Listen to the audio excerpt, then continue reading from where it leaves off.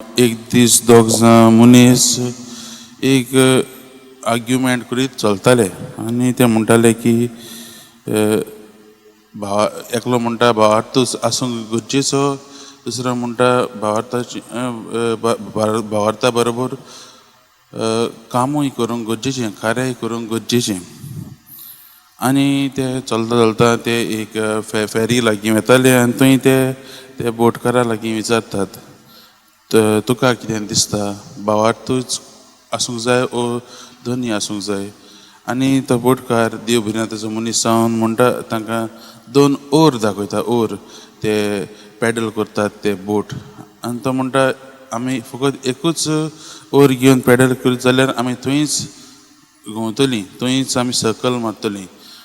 आमी आमच्या जिवितांत आमी बराबर ओर केलो जाल्यार आमी ती बोट मुखार वतली ओ तें तारून मुखार वतलें.